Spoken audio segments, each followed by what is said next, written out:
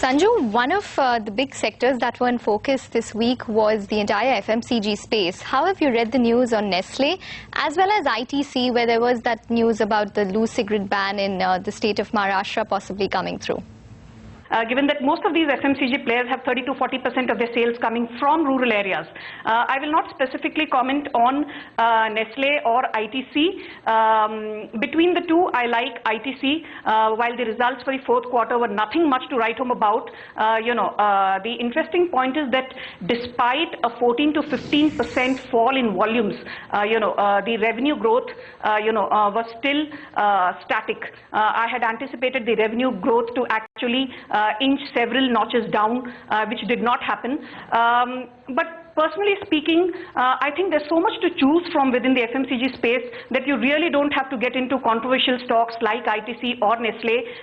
If I have to look at the pecking order, it would certainly be something like a Dabur and HUL, a Marico and an Asian Paints, perhaps in that order. I think one very interesting point, which needs to be, brought home is that in the fourth quarter, the volume growth for some of the biggies surprised in the positive, be it an HUL, which had a volume growth of 6%, or Dabur, which had an volume growth of 8%. I think what increasingly that tells you is that demand is slowly but surely coming back. And the reason why the top line growth was muted, despite a volume of growth of 6%, you only saw a sales growth of 9% from HUL and a 10% sales growth from Dabur. That is because I think companies chose to be discreet, companies chose to be smart, and they passed on the input cost deceleration onto the customers and did not get greedy in terms of raising prices. And I think that was also reflected. The input cost fall was reflected in margins expanding by between 80 basis points to 120 basis points for all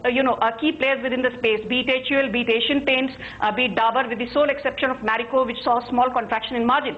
So my point is that I think FMCG does look interesting, and for all those who are screaming their lungs off that rural demand is just not picking up, I think people seem to have missed the point that if you take the April inflation print and read in between the lines, rural inflation actually came in at 5.37%, more than the urban inflation at 4.36%. Something which was amplified by Marico's numbers, where the rural growth was 24% year on year, whereas the urban growth for some of their products was just about 18%.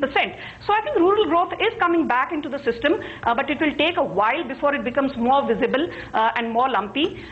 So I think as I said, FMCG is something that I'm surely betting on, because when you buy an HUL, you don't want to look at the 30 times or 40 times that it's trading at, but the fact that the return on equity and return on working capital is at 100% and more.